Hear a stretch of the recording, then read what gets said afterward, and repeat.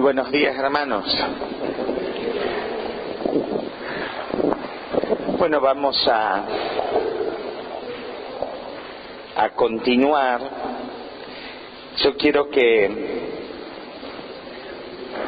nos quedemos un momento, retengamos estas profecías que fueron surgiendo. Vamos a cerrar el tema de discernimiento y vamos a ir directamente a cómo discernir las profecías, porque de estas reglas de discernimiento de la profecía se pueden aplicar a todos los demás carismas, ¿sí? Decíamos que en este camino de seguimiento al Maestro, esto que ustedes firmaron ayer, de seguir al Maestro en forma inmediata y definitiva, de no tener otro Maestro, de renunciar a todas las cosas que dificultan, estorban en el camino de seguimiento al Maestro, y de asumir la cruz como forma de vida. Necesitábamos una herramienta que es el discernir por dónde pasa la voluntad de Dios en nuestras vidas, y como dice San Pablo en Romanos 12:2, poder discernir la voluntad de Dios, lo bueno, lo agradable, lo perfecto. Y habíamos dicho que hay dos tipos de discernimiento. Un discernimiento, como era esto que venía del Espíritu directamente a nuestra mente, y así podíamos discernir cómo era el tema. ¿Cómo se llamaba ese discernimiento? ¿Cómo era? Fuerte, fuerte. Infuso, discernimiento infuso. Que de ese no íbamos a hablar. Es un carisma que se da en situaciones particulares muy difíciles de discernir, y que el 99% de las situaciones hay que discernirlas por discernimiento adquirido, es decir, ese discernimiento que necesita aplicar algunas reglas, y que nosotros lo único que podemos decir con el discernimiento adquirido es si algo no viene de Dios, y en forma afirmativa esto puede ser que sea de Dios, pero no tenemos una afirmación categórica de que es de Dios. Podría venir de Dios todo esto. Muy bien.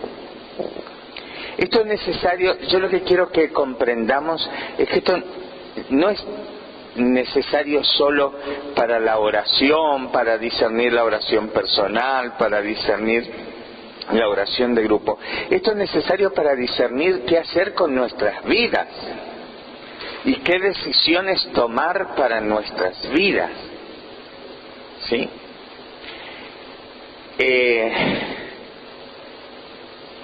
El discernimiento al final de la oración de grupo, y da ganas de llorar muchas veces, porque es un discernimiento que queda en lo superficial, en los sentimientos, y no vamos al meollo de la cuestión, pero no porque lo hagamos de malintencionados.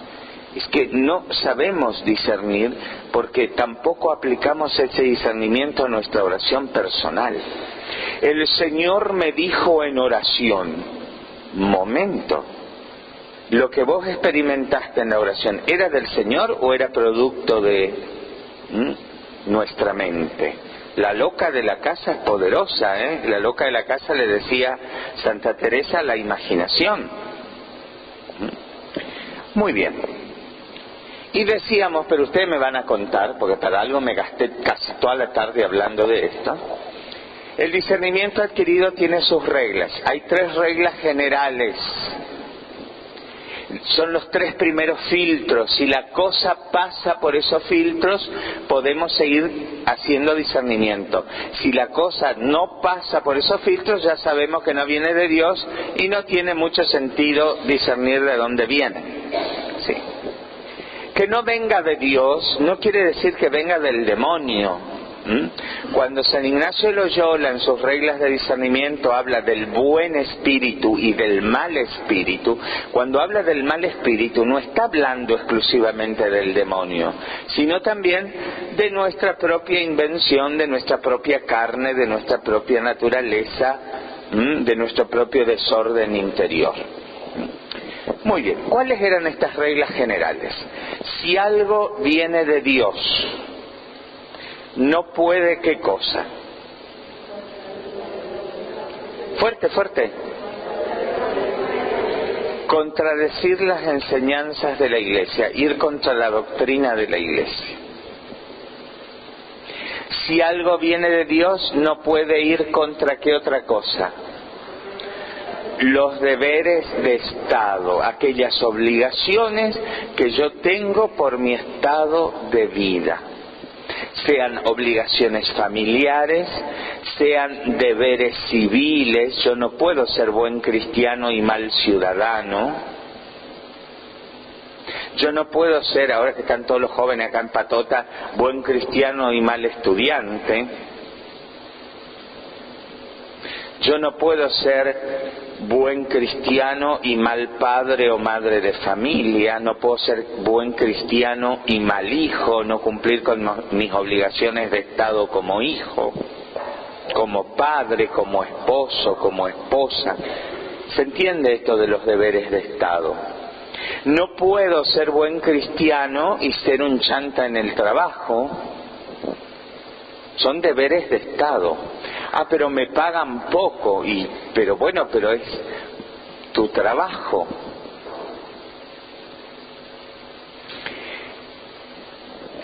Tercera regla, ¿se acuerdan cuál era? Todo es natural hasta que se demuestre lo contrario. Y ojo con esta regla. Yo les di 2 o 3 ejemplos que no eran ejemplos inventados, eran cosas sucedidas en la realidad, ¿no? ¿Se acuerdan? El de la sombra de Cristo en la pared, ¿no es cierto? Que el dueño de casa se hartó, cortó el gajo y desapareció la sombra. Yo vivía a la vuelta de esa casa, yo conocí de primera mano el fenómeno ese. Y allá estábamos todos, nuestros hermanos carismáticos, los rosarios, los pañuelitos apoyando en la pared. El dueño de casa cortó la rama del árbol que hacía sombra y desapareció la cara de Jesús reflejada en la pared.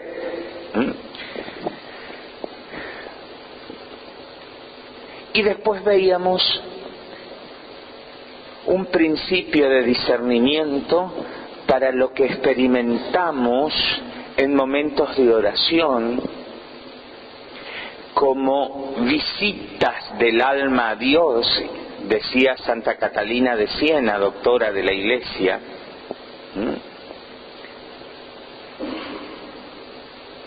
Que nos daba esta tan práctica, ¿no? Porque uno dice, una doctora en teología mística en la Iglesia podría dar alguna cosa complicada para aplicar al discernimiento, y ella lo discierne en una forma tan sencilla.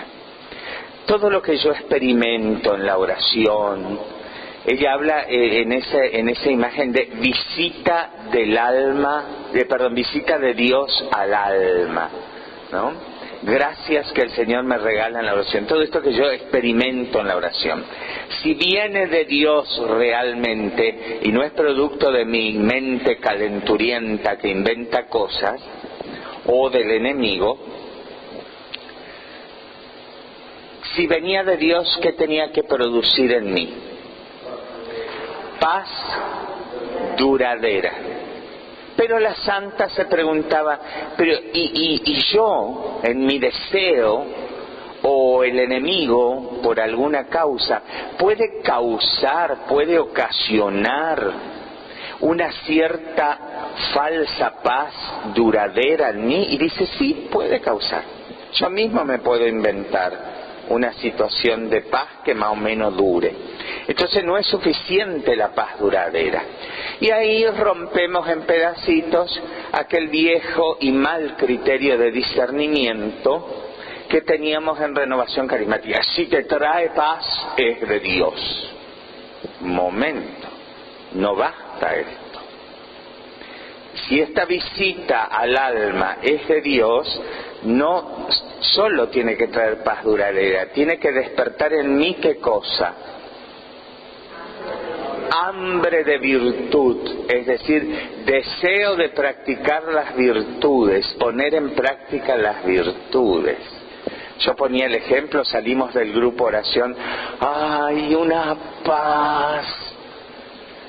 Salimos a la vereda, está la goma del auto pinchada y... O llegamos a casa y no están las cosas como nosotros esperamos que estén y ya se nos fue la paz y la paciencia y el amor y la comprensión y no sé qué cosa. Hambre de virtud, y una de las principales virtudes es dominio de nosotros mismos. Yo recuerdo que en el sur me llevaron a una parroquia donde el sacerdote no le gustaba nada la renovación carismática. Y nos sentamos a hablar en su oficina a solas, y realmente salió una hermosa charla. Y el sacerdote me dijo algo que primero medio me dolió, pero después le di la razón. Dice, los carismáticos son verborrágicos, glotones e incontinentes. Verborrágicos, charlatanes, glotones, todo tiene que tener comida. Y incontinentes, no pueden contenerse en sus emociones. Y la verdad que tenía razón. Vos juntás un grupo de carismáticos y están o hablando hasta por los codos. Tanto es así que yo en Posadas, cuando quiero ir a misa tranquilo entre semana, busco una iglesia donde no haya grupo de oración, que los carismáticos no estén antes de la misa, pues si no, no podés rezar antes de la misa dentro de la iglesia, porque hablan como comadres en la feria dentro de la iglesia. No se puede rezar, no hay silencio dentro del templo.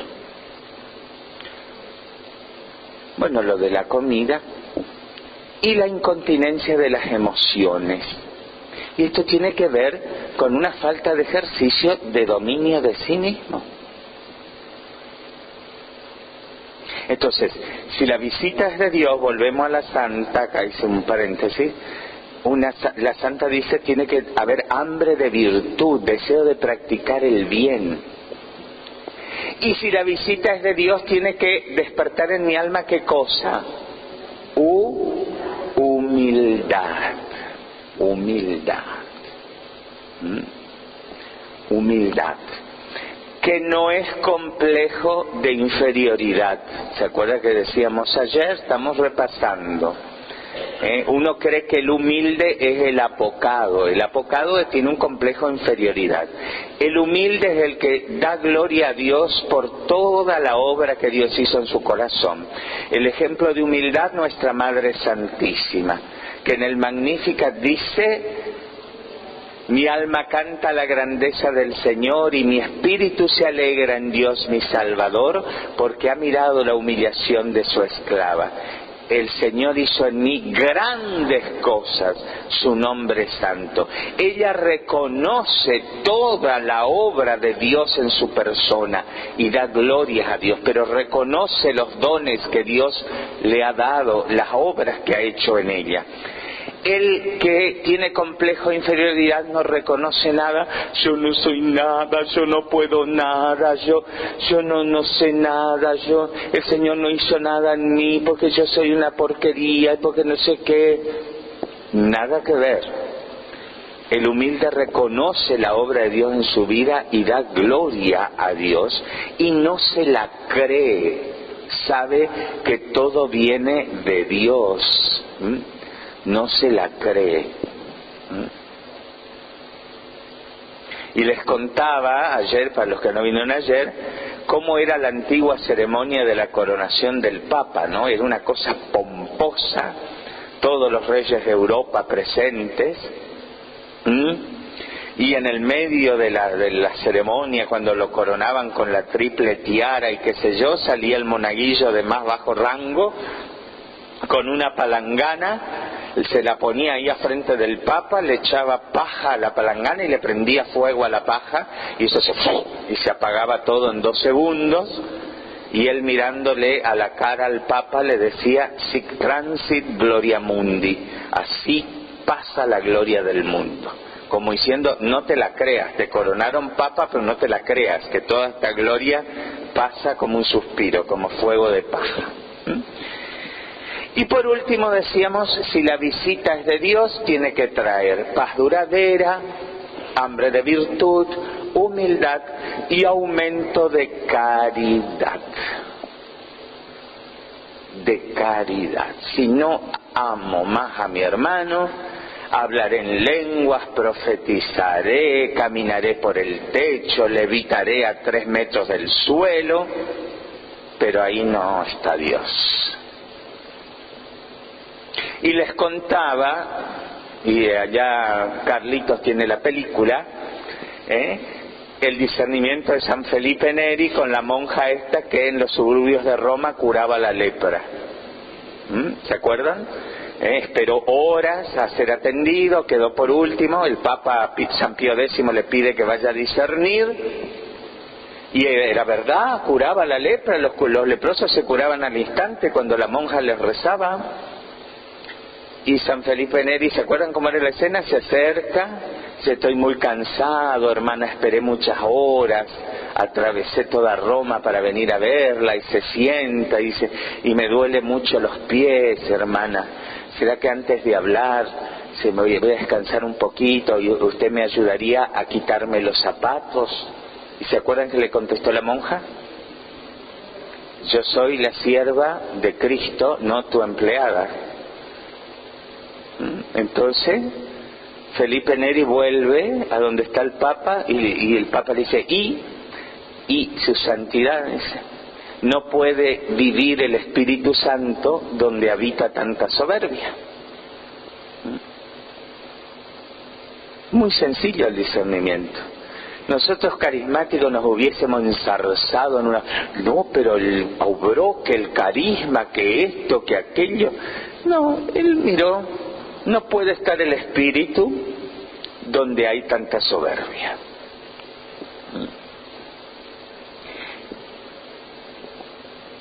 Ahora vamos... Esto es lo que vimos ayer. ¿Les parece que son cosas útiles para la vida diaria y la vida espiritual? Muy bien, ahora vamos a 2 cosas mucho más prácticas del día a día. El discernimiento para el hacer y el discernimiento para el decir. Discernimiento para el hacer. Yo siento mociones. ¿Qué es una moción? Una moción es un movimiento de la voluntad para hacer algo. En criollo, siento ganas de hacer algo. Antes de hacer, porque el discernimiento tiene sentido antes de hacer. Una vez que está la leche derramada, después para qué lloro sobre la leche derramada. Antes de hacer, ¿qué tengo que tener en cuenta? Si lo que voy a hacer es bueno, bueno en sí mismo, no un bien aparente. Acá voy a hacer un paréntesis. San Agustín dice que el hombre, aun cuando peca, busca el bien. Lo que pasa que corre tras un bien aparente. Corre tras algo que parece un bien, pero no es un bien. Entonces, antes de hacer algo, tengo que ver si la cosa es buena en sí misma. Si es buena en sí misma, ¿lo hago? ¿Sí o no? ¿Sí o no? Hay que hacer el bien siempre. ¿Lo hago o no lo hago? No. No basta que la cosa sea buena. Tengo que ver si eso bueno que siento, esa voluntad, esa moción de hacer, es conveniente y es oportuno. Los carismáticos sentimos ganas de hacer algo bueno y es bueno y va a ser para la gloria de Dios y allá vamos, como vaca loca, a hacer. Y después, ¡ay, salió mal! Y que claro, porque no era ni oportuno ni conveniente. Nos echaron un balde de agua fría. Claro, no era oportuno ni conveniente. Vamos a poner un ejemplo de algo bueno, pero que no es ni oportuno ni conveniente. Allá en un lugar vinieron unos hermanos que trabajan en la administración pública. Allá en el norte la administración pública no funciona como acá, los bancos, la administración pública no trabaja como en los horarios acá en Buenos Aires, que empiezan a las 9, 10 de la mañana. Allá se empieza temprano, la administración pública empieza a las 6:30 de la mañana y termina 12:30 del mediodía, el horario de trabajo. Vienen estos hermanos y me dicen: Alberto, nuestro jefe es el demonio. ¿Qué pasó? Dije, se agarraron con el jefe. ¿Y pero qué pasó con el jefe? Dice, nosotros le fuimos a plantear a nuestro jefe, a pedirle, como entramos 6:30 de la mañana, de 6:30 a 7, juntarnos en una oficina todos a orar. Y el jefe dijo que no. Entonces los miro y le digo, miren, para mí su jefe, no sé si es santo, pero le pega en el palo. Y me miraron todos así. Le digo, porque a ustedes el Estado de 6:30 a 12:30 les paga para trabajar, no para encerrarse en la oficina a orar. Si ustedes quieren orar, vayan a las 6 de la mañana, oren de 6 a 6:30 y 6:30 se pongan a trabajar. O si no, quédense media hora más, de 12:30 a 1 y oren. Orar es bueno, siempre es bueno, ¿verdad que sí? Pero a veces no es oportuno ni conveniente.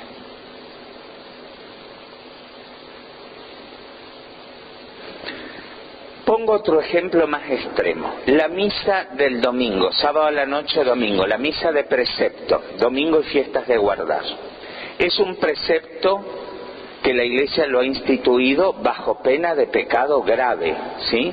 Si yo no voy a misa, domingos y fiesta de guardar, por negligencia, por pereza, sin una causa grave, es pecado grave y no puedo volver a comulgar en la próxima misa si no me confieso, y esto tiene que quedar bien claro.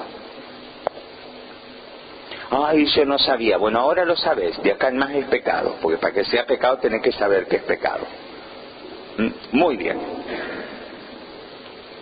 Pero yo tengo un enfermo en casa que no puede quedarse solo, ni siquiera en el horario de que yo tenga que ir a misa. ¿Voy a misa o no voy a misa? Pero es de precepto. Pero no es en ese caso oportuno ni conveniente. Lo oportuno y conveniente es que me quede cuidando al enfermo. Y no hay pecado allí, no tengo por qué ir a confesarme. Porque allí hay una situación que la caridad va por encima, mis deberes de caridad va por encima del precepto del domingo. ¿Se entiende, mis hermanos? ¿Es bueno ir a la adoración al Santísimo Sacramento? Siempre es bueno. ¿Es bueno juntarme en el grupo de oración? Siempre es bueno, pero a veces no es oportuno ni conveniente. Como yo les conté allá por mis pagos, este grupo de jóvenes que se reunían todos los días de la Santa Semana a orar, a discernir, a interceder y a no sé qué pito, todos estudiantes universitarios, la mayoría del interior, los padres le pagaban alquiler, todo para que estudien, y los tipos andaban todas las noches en la iglesia. ¿Cuándo estudiaban? ¿Es bueno ir a la iglesia? Sí es bueno, siempre es bueno. pero hay casos en que no es oportuno ni conveniente. Cuando yo por ir a la iglesia falto a mis deberes de Estado, allí no es oportuno ni conveniente. ¿Se entiende cómo funciona esta regla?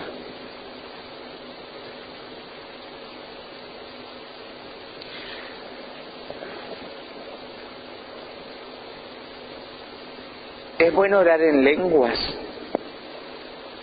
¿Sí o no? Sí. Pero yo no puedo orar en lenguas a mandíbula batiente en medio de una misa de horario de la comunidad de la parroquia, porque no es ni oportuno, ni conveniente, ni va a edificar a nadie, sino que va a escandalizar a muchos.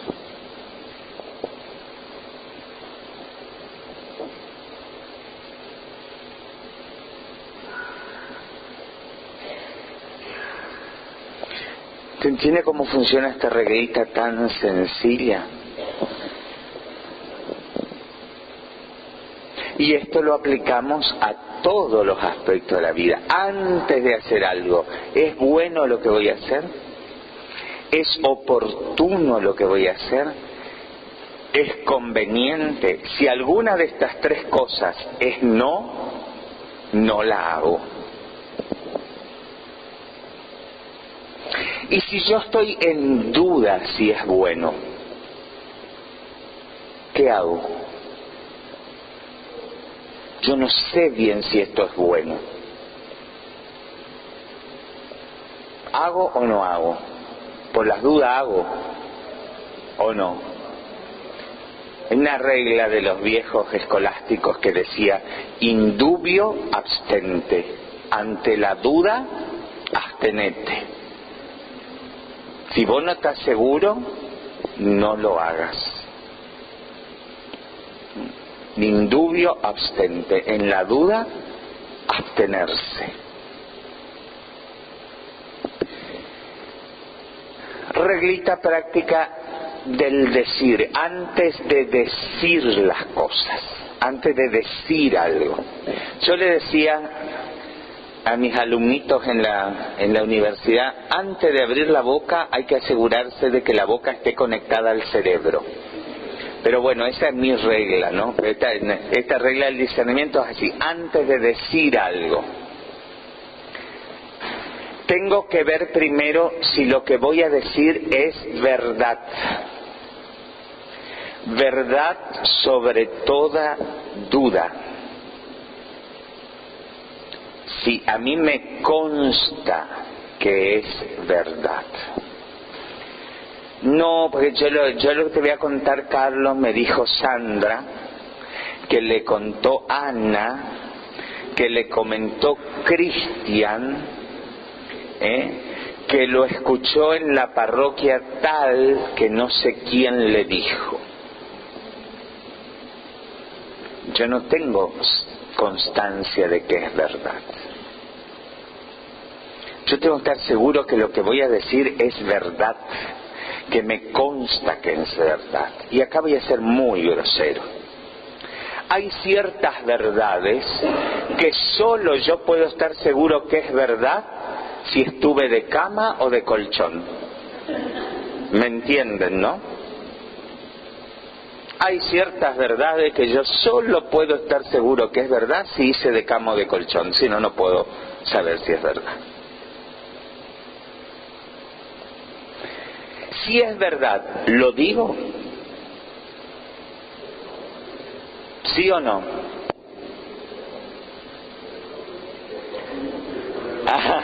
Ya no se animan a decir sí. Pero no es que hay que decir siempre la verdad. A veces tenemos porque para hablar de mal hay que hablar mal de la casa de uno, no de otros movimientos. No tenemos nuestro movimiento hermanos y hermanas que dicen, a mí no me quieren porque yo digo siempre la verdad. ¿Y quién cuernos te dijo que la verdad tiene que ser dicha siempre? No basta que sea verdad para que andes boconeando por ahí. Tengo que ver si es verdad. Y si esa verdad que voy a decir aporta algún bien o previene algún mal. Porque si no aporta ningún bien, por más verdad que sea, cerrá la boca. Y si no previene ningún mal, cerrá la boca. Un ejemplo, vos te sentaste acá adelante, sonaste. ¿Cómo es tu nombre? Cristaldo. Suponer, ¿cuántos años tenés, Cristaldo? ¿30? 38. Yo sé algo oscuro del pasado de Cristaldo. Es verdad porque él me lo contó. Allá ya, te cuento que allá atrás ya me están diciendo ¿qué es? Yo sé algo oscuro del pasado de Cristaldo, pero que en este momento eso es un hecho del pasado, en este momento no afecta absolutamente a nadie. ¿Lo digo o no lo digo?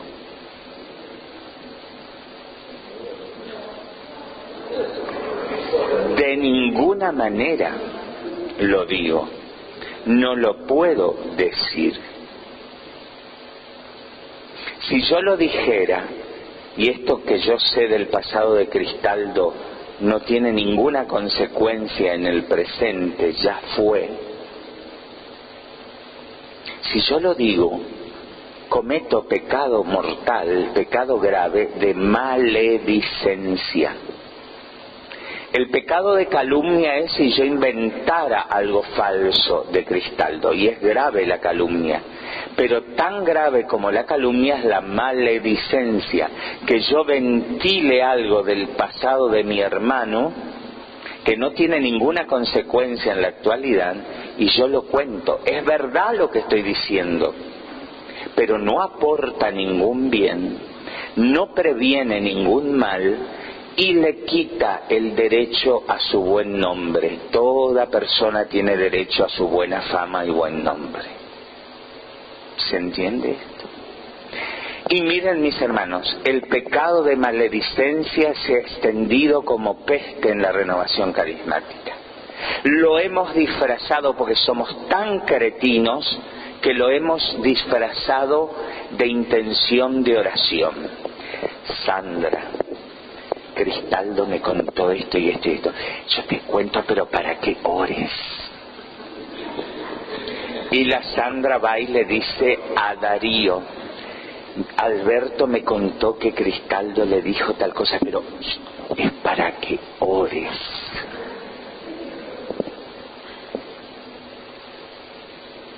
Y ¿saben lo que es la maledicencia en criollo? El chisme, el chusmerío barato.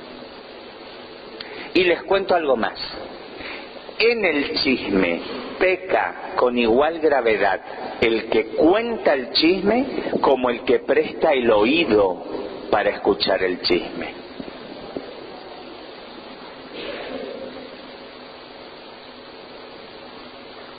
¿Y qué hago si me vienen a contar? No me cuentes nada, no quiero saberlo. Ay, pero quedo mal con el hermano. Ah, con el hermano te importa quedar mal, pero con Dios no te interesa que quedes mal.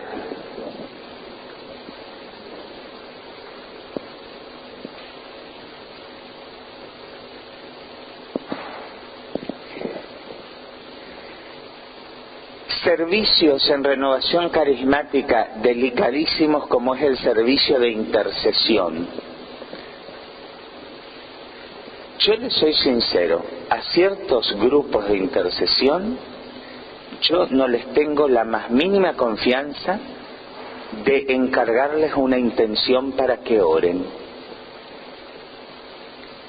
Porque lo he hecho algunas veces y la intención se ha filtrado fuera del equipo de intercesión.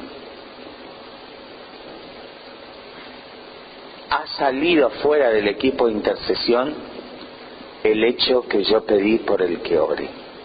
Encima, si fuera un hecho propio, una intención propia, bueno, pero era una intención ajena que me habían pedido que le encargue al equipo de intercesión para que ore. Y eso se supo afuera del equipo.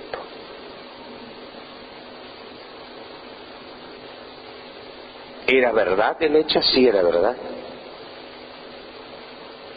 pero no era ni bueno, ni prevenía ningún mal. Tenía que morir ahí adentro del equipo de intercesión. Hay verdades que yo las tengo que callar y cerrar bajo 7 llaves sin abrir la boca.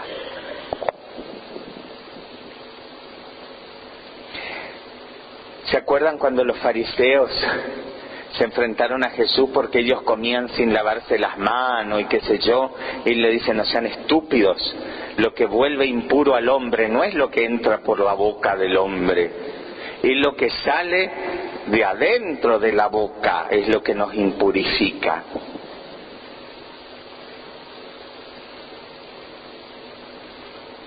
La regla del discernimiento del decir es muy delicada. Es muy delicada. Hay cosas que yo deben morir conmigo. No puedo hablar. Y cuando nosotros leemos en el catecismo de la Iglesia, cuando trata de el mandamiento de no levantar falso testimonio ni mentir, ¿qué mandamiento es ese? El segundo, tercero, cuarto, quinto, sexto, séptimo, ¿cuál es? Che, no saben los mandamientos. El séptimo, no levantar falso testimonio ni mentir. Dice: nadie está obligado a decir la verdad al que no tiene derecho a conocerla. Si a mí viene Élida y me pregunta: ¿vos sabés tal cosa de Ramón? Yo le puedo, aunque sepa, le puedo decir: no sé y no estoy mintiendo.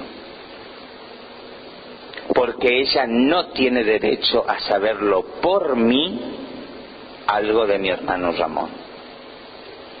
O le puedo decir: si querés saberlo, pregúntale a él. O le puedo decir tranquilamente: no sé y no estoy mintiendo.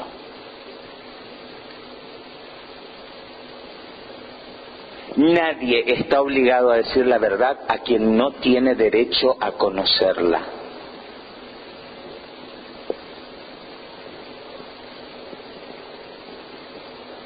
Y esto tenemos que aprender. En el camino del discipulado, uno de los principales problemas es saber dominar la lengua. La carta de Santiago dice que el que domina la lengua domina todo su cuerpo.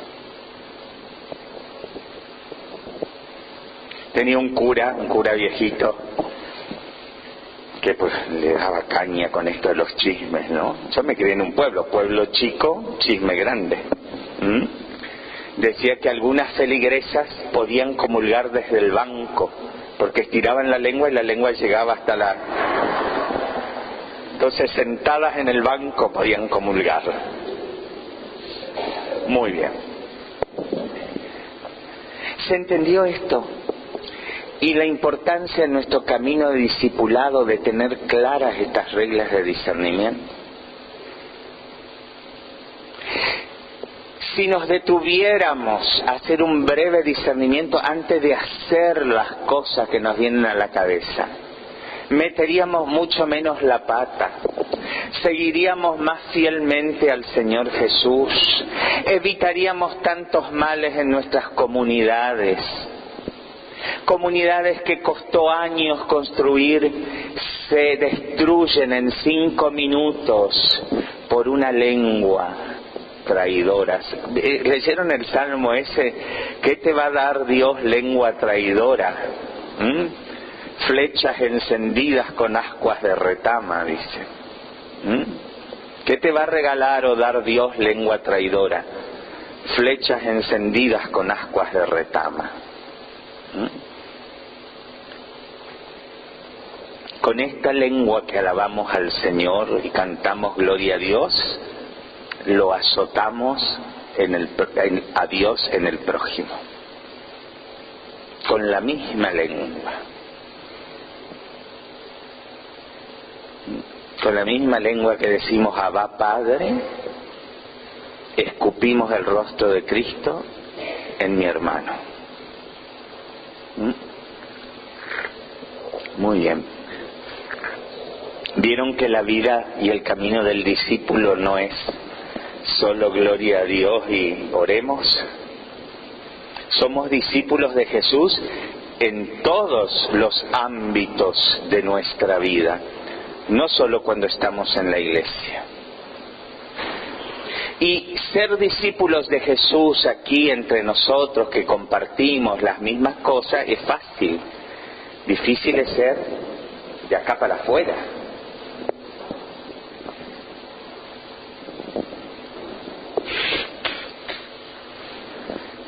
Y esto tiene que ver, esto del discernimiento adquirido, tiene que ver con madurez humana, ni siquiera madurez espiritual.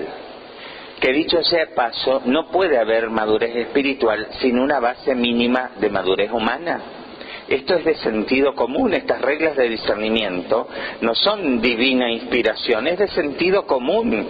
Usar la cabeza, claro, el Espíritu Santo siempre nos va a ayudar, pero nosotros tenemos que parar un poquito la mano y empezar a discernir qué es lo que vamos a hacer en nuestras decisiones, en lo que vamos a decir, en lo que vamos a hacer, en lo que estamos viviendo en nuestra vida espiritual, en nuestra vida cotidiana. Y acá voy a seguir un poquito, porque esto sirve, vuelvo a insistir, para discernir muchos de los carismas y manifestaciones. El discernimiento de la profecía.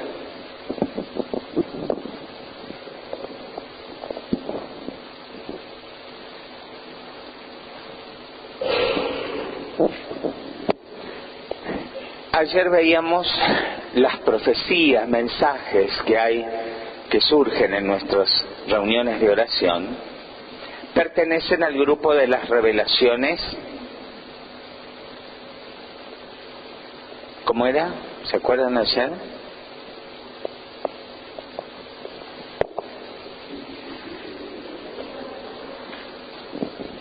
Ayer vimos dos grupos de revelaciones, la revelación pública, contenida en la doctrina de la Iglesia, la que debo creer con fe divina y católica, es decir, con la virtud teologal de la fe, y las revelaciones privadas, que puedo creer o no, y que si creo en ellas siempre será con fe humana.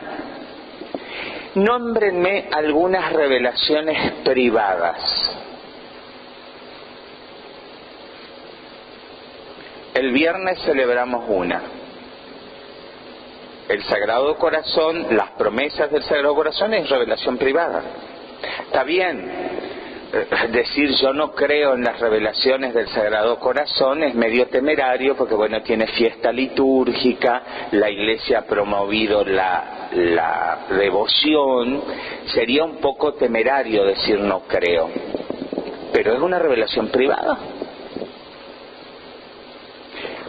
Jesús misericordioso, las revelaciones a Santa Faustina Kowalska, son revelaciones privadas. La Virgen de Fátima, la Virgen de Lourdes, que no se escucha mucho la Virgen de Lourdes, a ver si me faja un palo por la cabeza, pero son revelaciones privadas. ¿Se entiende esto? La profecía, así como la vemos en nuestros grupos, que son frecuentes, son revelaciones privadas. Con las revelaciones privadas, que nadie moleste al otro porque cree o no cree. Son revelaciones privadas y tenemos libertad de creer o no creer. Yo les dije que particularmente en algunas de supuestas apariciones de la Virgen no creo. Quédense tranquilos que en el Sagrado Corazón y en la Virgen de Lourdes creo, no se preocupen. Pero en algunas otras no. Muy bien. La profecía es una revelación privada. ¿Qué podemos decir de la profecía? Aplicando algunas reglas de discernimiento podríamos decir esto puede ser de Dios. pero nunca podemos afirmar, porque la Iglesia tampoco lo afirma de las revelaciones privadas, esto es de Dios. ¿Qué dice la Iglesia sobre las revelaciones privadas, la Virgen? Esto no contiene nada que contradiga la doctrina de la Iglesia, no dice nada más que eso. En estos mensajes no hay nada que contradiga la doctrina de la Iglesia, es lo único que dice la Iglesia. O estos mensajes sí contradicen la doctrina de la Iglesia, por lo tanto no es de Dios. Muy bien. ¿Cómo discierno la profecía? Primero, hay que distinguir lo que es profecía de lo que es una cita bíblica inspirada. Vamos a suponer que estamos orando y yo en el medio de la oración levanto la voz y digo: yo soy el camino, la verdad y la vida. ¿Eso es una profecía? No. Es una cita bíblica inspirada. A mí me vino a la cabeza esa cita bíblica y la dije. Acá no hay que discernir si es de Dios o no es de Dios. Es de Dios, es la cita bíblica, es palabra de Dios. Acá lo que hay que discernir es si es oportuna esa cita bíblica o no lo es. Si esa cita bíblica viene al caso, con el momento de la oración que estamos viviendo, o yo me descolgué con cualquier cosa en el momento de la oración, pero es una cita bíblica. ¿Se entiende esto? Vengan a mí todos los que están cansados y agobiados y yo los aliviaré. ¿Es una profecía? No, es una cita inspirada. ¿Qué tenemos que discernir después en el discernimiento del grupo? Si esta cita inspirada que dijo el hermano o la hermana era oportuna al momento de la oración.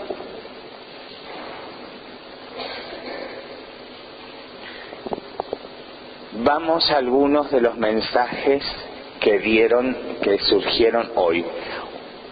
Hoy alguien dijo: es tiempo de alimento sólido. ¿Es una cita bíblica? No. Entonces ya tengo una pauta. Podría llegar a ser una profecía. Cita bíblica no es, podría llegar a ser una profecía. Continuamos entonces. El mensaje de la profecía tiene que estar en consonancia con la enseñanza de la Iglesia. Es tiempo de alimento sólido. ¿Está en consonancia con la enseñanza de la Iglesia? Ayer les he leído hasta el cansancio lo que piden los obispos en Aparecida. Empiecen de una buena y santa vez a formarse, no importa la función que estén desempeñando en la Iglesia, dicen los obispos de Aparecida. El discípulo tiene que ser formado. Discípulo que no se forma, se deforma. ¿Está en consonancia con lo que pide la Iglesia esta frase: es tiempo de alimento sólido? Sí, está en consonancia con lo que enseña la Iglesia. Ya tenemos otra pauta más que arrima un poco más la bocha.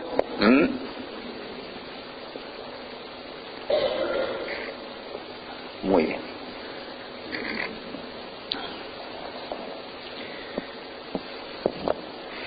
La profecía tiene que ser un mensaje que tenga sentido.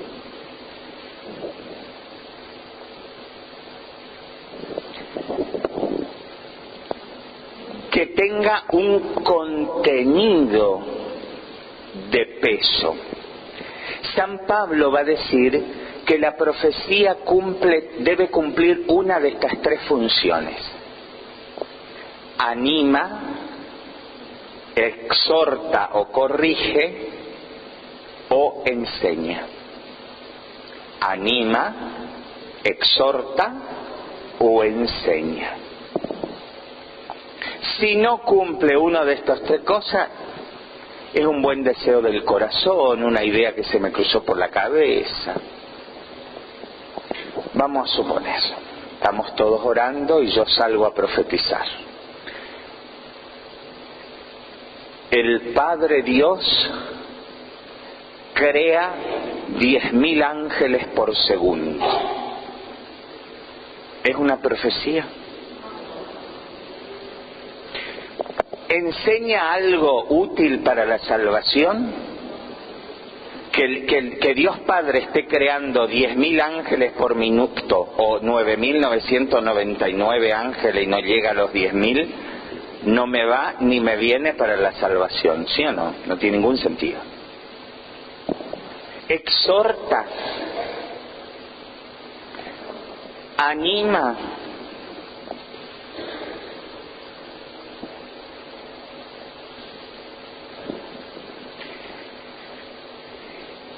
el mensaje de la profecía debe tener contenido para el momento de la comunidad.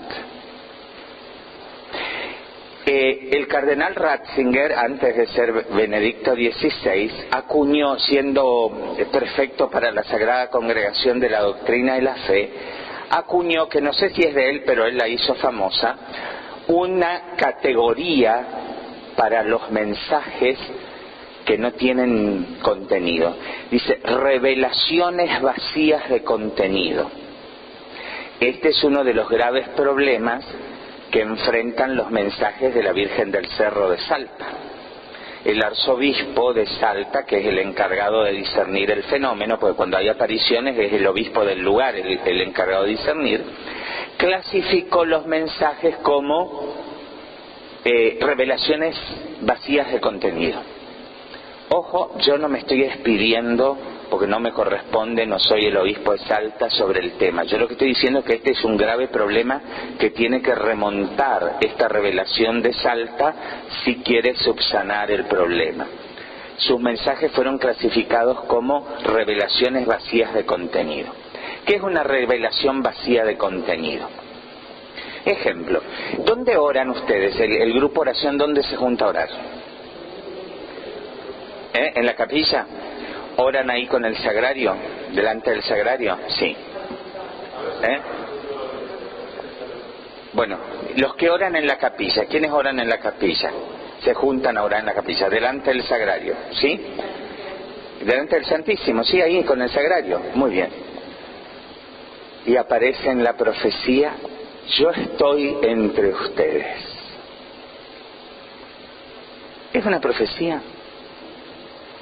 En ese caso, es una revelación vacía de contenido. Están orando ante el sagrario. ¿Cómo es que yo estoy entre ustedes? ¿Chocolate por la noticia?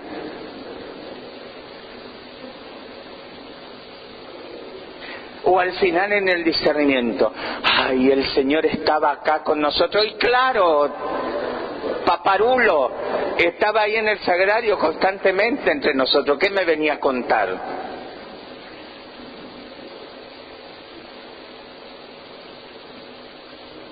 ¿Se entiende, mis hermanos? Estás orando ante el sagrario, está el Señor en la Eucaristía y me venía a profetizar, yo estoy entre ustedes. Ay, yo experimenté que el Señor estaba acá. Claro, está ahí está.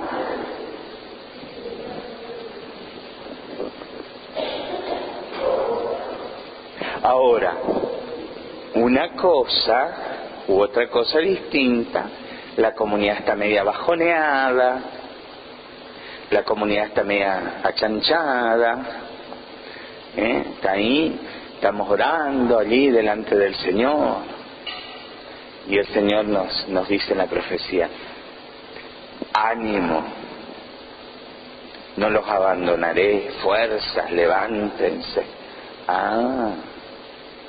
Ahí nos estás diciendo algo importante para la situación que estamos viviendo. Algo importante para la situación que estamos viviendo. Ánimo, no se dejen caer, levántense, sigan adelante, fuerzas. La profecía está animando, como dice San Pablo, anima, exhorta o enseña.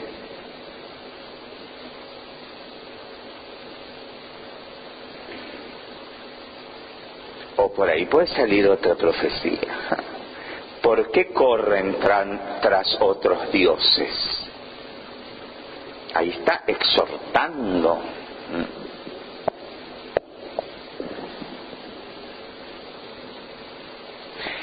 Antes, cuando yo entré a la renovación carismática, el criterio era: la profecía tiene que traer paz para que sea de Dios.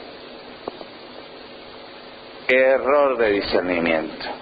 Hay profecías que inquietan, mueven, porque cuando uno está en falta, y esto lo dice San Ignacio de Loyola en sus reglas de discernimiento, cuando vos estás en pecado, el buen espíritu te va a inquietar, te va a mover, te va a sacudir. El mal espíritu va a tratar de tranquilizarte para que sigas en esa situación pecaminosa.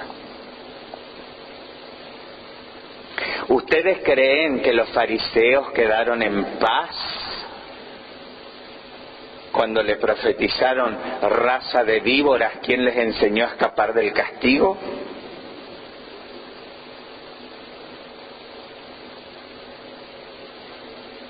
¿Ustedes creen que los ricos se quedaron en paz cuando Jesús dijo: es más fácil que un camello pase por el ojo de la aguja que un rico entre en el reino de los cielos?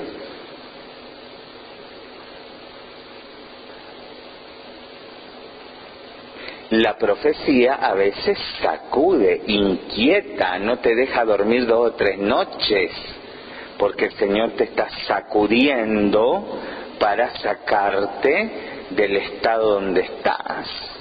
Acuérdense, Dios te ama como estás, pero te ama tanto que no quiere dejarte como estás. ¿Se entiende, mis hermanos? La profecía tiene que pedir cosas o decir cosas dignas de Dios. Como decía ayer Carlito con el ejemplo de la promesa, vamos a suponer que estamos todos orando en la capilla y sale uno a profetizar: quiero que todos oren haciendo la vertical con la cabeza. Primero, hay hermanos y hermanas de cierta edad, empezando por mí, que no vamos a poder hacer la vertical. Segundo, puede haber hermanas con faldas, con polleras. Si hacen la vertical, entonces es un pedido indigno de la santidad de Dios, además de ser un pedido estúpido.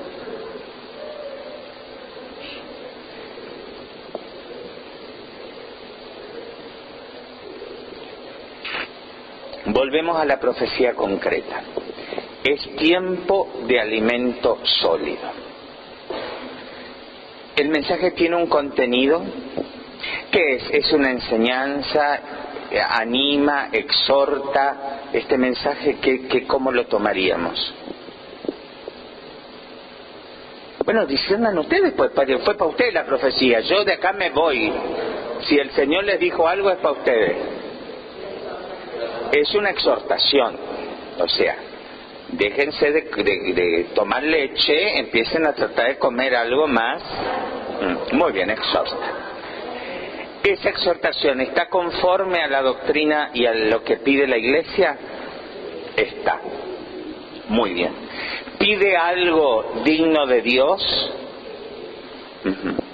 Ustedes, cuando escucharon esa profecía, ¿qué sintieron en el corazón? Digan la verdad. ¿Cómo? Que tenías que confirmarla. Ajá. ¿Quién más?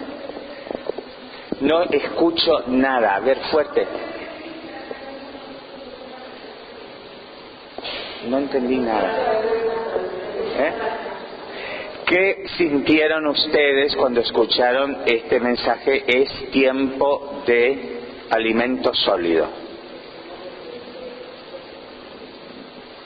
¿Qué experimentaron? ¿Les llegó? ¿No les llegó? ¿Qué pasó? No escucho.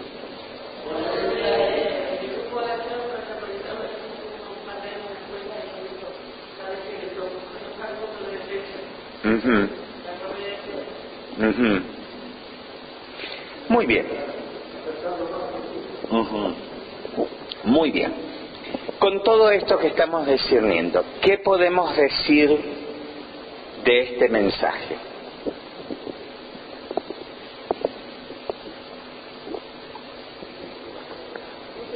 ¿Es de Dios? ¿No es de Dios? ¿Es de Dios? ¿No es de Dios? No sé. Acuérdense, pero me gasté la tarde entera y el resto de la mañana. Con el discernimiento adquirido, yo lo único que puedo decir es, podría ser de Dios. Podría ser, nada más. Podría ser de Dios. No puedo decir nada más. Ya los carismáticos están suponiendo cosas sobrenatural. Es de Dios. Podría ser de Dios. Que nos viene bien el llamado de atención, nos viene muy bien el llamado de atención, así que podría ser de Dios. Por las dudas, hagámosle caso. Nada más. ¿Se entiende esto? ¿Seguro? Es de Dios. Acá tenemos el concilio de San Miguel, el primer concilio de San Miguel, determinando que esto es de Dios. El Espíritu Santo y nosotros decidimos que esto es de Dios. No, podría ser de Dios, es lo único que podemos decir. Y por la duda, si podría ser de Dios, conviene que le hagamos caso. Nada más. ¿Se entiende cómo funciona la cosa? Muy bien. Preguntas, y acá cerramos el tema de discernimiento que nos extendimos demasiado. Esto iba a ser un breve paréntesis ayer, como para ayudar en el seguimiento, en el discipulado. A ustedes que firmaron la sentencia de muerte ayer, hay que ayudarlos un poco para que sigan. Pero bueno, se convirtió en un gran paréntesis. ¿Alguna pregunta sobre discernimiento?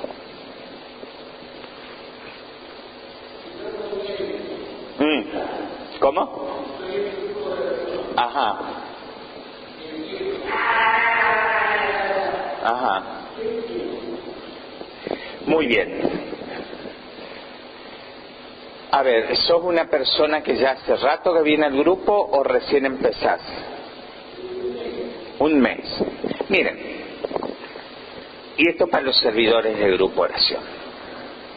Hay cosas, manifestaciones, expresiones, formas de orar, que en un hermano que recién comienza se toleran, se acompañan, se pastorean y se van tratando de armonizar, de corregir. Por eso le pregunté el caso que él me presenta, si es un hermano nuevo o no. Si un hermano que ya tiene un caminar, 1 año, 2 en el grupo de oración, el hermano sigue con estas manifestaciones de desarmonía, ¿no? Ya me hace todo así desarmonizado. Allí la responsabilidad es de los servidores, que no han sabido conducir el caso a tiempo, tomar la sartén por el mango a tiempo. Yo les contaba ayer en privado a Cristian y a su esposa y a Ana cómo fue mi experiencia en la renovación carismática. Yo fui por primera vez a un grupo oración por compromiso, porque había invitado a alguien del grupo oración, sin saber que era el grupo oración, a hacer una pastoral en la universidad. Yo tenía 20 años. Y este compañero de facultad me dijo que sí. Yo salí de la misa de la parroquia y él me invita, después de haberlo invitado a la facultad, que me dijo, sí, hoy tenemos grupo oración, ¿querés venir? Y a mí me pareció muy descortés decirle que no, porque yo lo había invitado para trabajar en la facultad y me dijo que sí, y yo le iba a decir que no quería ir al grupo oración. Pero yo conocía la renovación carismática de oídas y lo que había escuchado de la renovación carismática, que era una manga de locos. Pero dije, bueno, voy a ir, por lo menos un día cumplo con él, no quedo descortés y listo. Muy bien. Fui ese día, me gustó todo, los cantos, la forma de oración espontánea, pero cuando empezaron a orar en lengua, yo dije, estos están para el psiquiatra. Sin embargo, lunes se reunía el grupo, fui al próximo lunes, no sé por qué, salí de la misa y me quedé en el grupo. Tercer lunes falté porque había viajado a no sé dónde, cuarto lunes vuelvo por tercera vez. No estaba la servidora, ya nosotros trabajamos en los grupos de oración, tiene su servidor y sus colaboradores. Así que el día que el servidor no está, no pasa nada, los colaboradores toman la posta y el grupo sigue igual. No estaba la servidora. Yo estaba totalmente distraído en la oración, no podía entrar en la oración. Éramos tantos que nos habíamos sentado en los escalones del presbiterio. Y de golpe empiezo a temblar en la oración. Yo me acuerdo, usaba unos anteojos que era todo marco metálico y los anteojos hacía calor, pero empezaron a correr así, se me caen los anteojos al piso, se rompen. Y temblaba, los auxiliares se levantaron, empezaron a orar por mí, yo dije, ¿qué papelón estoy haciendo? Están todos acá de mi lado. Y temblaba como un... Bueno, pasó. Viernes se reunían los servidores y colaboradores para orar y ver que... La servidora me invita a esa reunión con los servidores. Y empezó la oración. Empezaron a orar en lenguas. Yo estaba sentado en un banco de esos tipos de escuela que tiene el pupitre pegado, casi lo de esclavo, sacudiéndome. Sentía que se me movía todo adentro la lengua y no quería abrir la boca y me mordía hasta que no pude más y abrí la boca y salió como una olla a presión, una cosa toda desordenada, hasta que se fue armonizando y era el carisma de lengua, lo que yo más detestaba. Toda la semana llegaba la tardecita y yo no podía hablar en español. ¿Qué hizo el grupo de servidores conmigo? Además era así como decía Carlito, totalmente desarmonizado. Me sacudía para todos lados. ¿Qué hizo conmigo la servidora con su grupo de colaboradores? Acompañarme y juntarse a orar conmigo todos los días de la primera semana, hasta que eso se armonizó, hasta que mi resistencia interior contra todo lo que me estaba pasando fue cediendo. Me enchufaron cuanto material sobre carisma de lenguas había en Posadas para que lea y entendiera, porque yo quería encontrar una razón teológica y racional a lo que me estaba pasando. Hicieron todo un trabajo de acompañamiento conmigo. Al mes ya estaba tranquilo.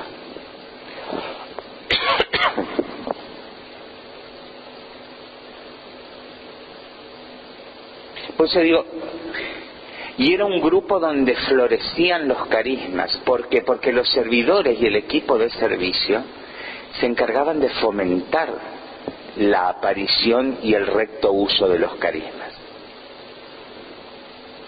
Por eso digo, si hay un poco de desarmonía, empiezo a ver qué es, yo servidor, colaborador, a ver qué pasa.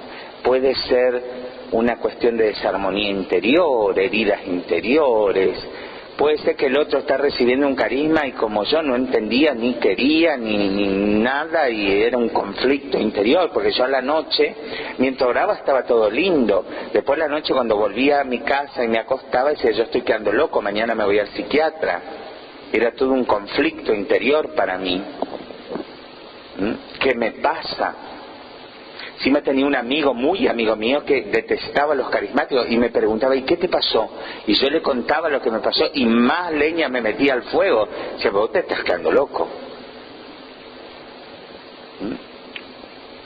Este trabajo de acompañamiento y de discernimiento al hermano. Si yo tengo un hermano que hace 2 años que está en el grupo, sigue con manifestaciones desordenadas, la culpa es mía como servidor. No supe acompañar, no supe ver qué pasa en esa situación concreta. No sé si por ahí venía tu pregunta, Carlito.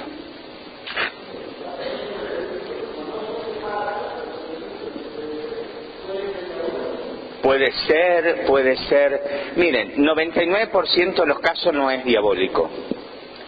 Son heridas interiores, o es esta lucha interior, o no sabe cómo canalizar sus sentimientos. ¿Sí? Siempre tengo que suponer que es natural, hasta que tenga pruebas de lo contrario. Una cosita más y cerramos discernimiento y vamos a avanzar, porque si no, no llegamos.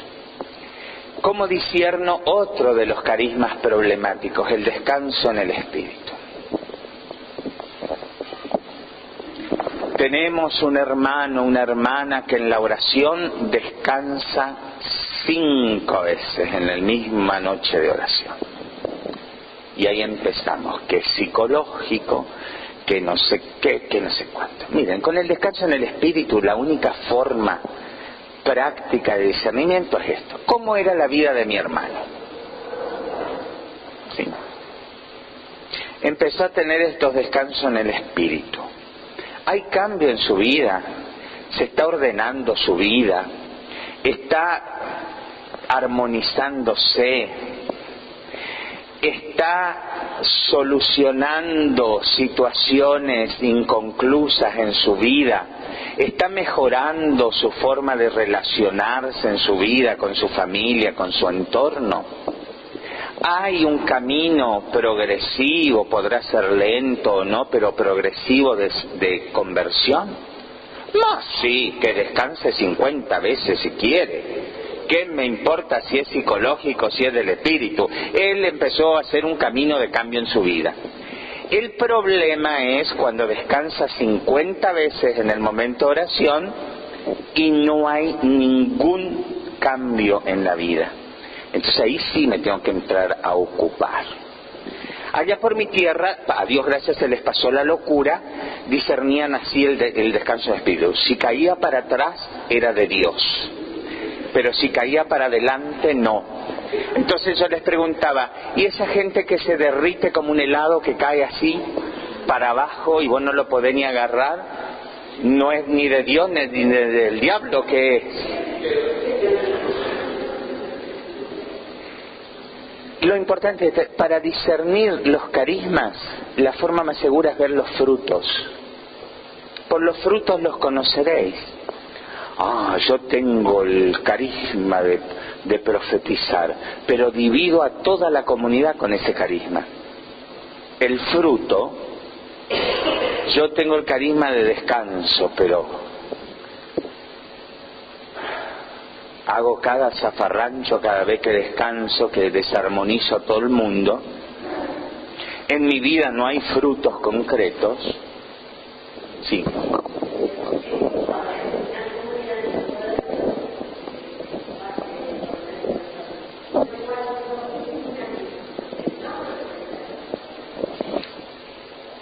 Déjalo ser. Let it be, como los Beatles.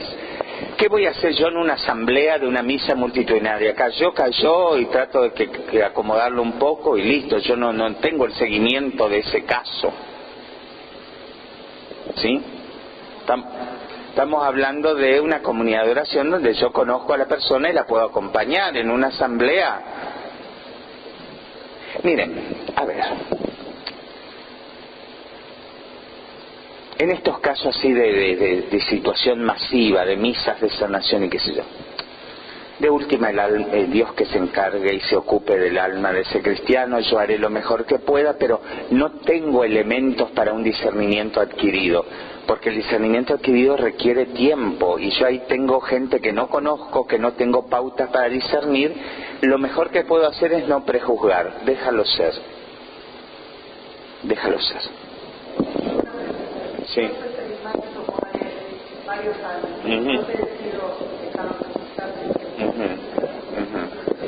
A ver, primero, nunca se deja de ser carismático. Uno es carismático desde el bautismo. Que yo no esté dentro del movimiento de la renovación carismática es otra cosa. La Iglesia Católica es carismática. Papa León XIII, Divinus Ilut Munus, encíclica sobre el Espíritu Santo. La prueba de que la Iglesia Católica es la Iglesia fundada por Cristo es la corona de carismas que la adornan, dijo León XIII. Yo detesto cuando me dicen las misas carismáticas, los curas carismáticos, aquel hermano es carismático. Toda la iglesia es carismática como toda la iglesia es jerárquica. Son los dos grandes dones que Dios dio a la iglesia, los dones de la jerarquía, los dones jerárquicos y los dones carismáticos. Desde el bautismo somos todos carismáticos, pertenezcamos a la renovación carismática católica como movimiento o no. ¿Los del Opus Dei son carismáticos? Sí, y tienen un carisma específico que es trabajar con los profesionales, evangelización de los profesionales. ¿Los de la Legión de María son carismáticos? Sí, son carismáticos. Toda misa es carismática, porque toda misa es neumática. En toda misa, si no está presente el Espíritu Santo, no hay consagración. ¿Quién consagra el pan y el vino? El Espíritu Santo. ¿Quién predica la palabra de Dios? El Espíritu Santo. Una cosa es la misa animada por la renovación carismática o a cargo de la renovación carismática. Yo cuando tenía Facebook los tenía locos porque me ponían avisos de todos lados, misa de sanación. No hay misa de sanación. Será una misa por los enfermos, como dice el misal romano. Toda misa es de sanación. Porque si esta misa que vamos a celebrar hoy es de sanación, ¿quiere decir que las otras misas son de perdición? Misa por los enfermos, está en el misal romano, tiene la fórmula, todas las oraciones que piden por los enfermos, como misa por la patria, como la misa por esponsales, como la misa votiva a la Santísima Virgen o votiva al Sagrado Corazón. Entonces no hay misa carismática, no hay un rito especial para la misa carismática. Nosotros celebramos en rito. ¿Cómo se llama nuestro rito? En el que celebramos los sacramentos.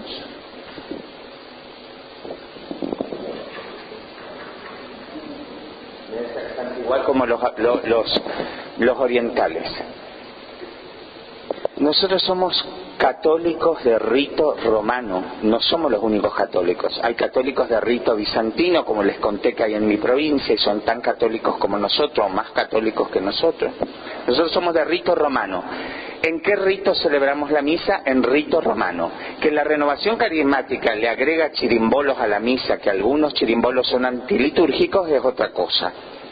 Que la forma de animar los cantos es distinta, es otra, pero no hay un rito de misa carismática. Es todo misa romana, de rito romano. ¿Se entiende esto? Bueno, nunca más los quiero oír hablar de misa carismática y misa de sanación. Misa animada por la renovación carismática y misa por los enfermos y afligidos. ¿Estamos? El Carlito está parado ahí porque quiere decir algo, me dice que llegamos a tiempo. Exacto.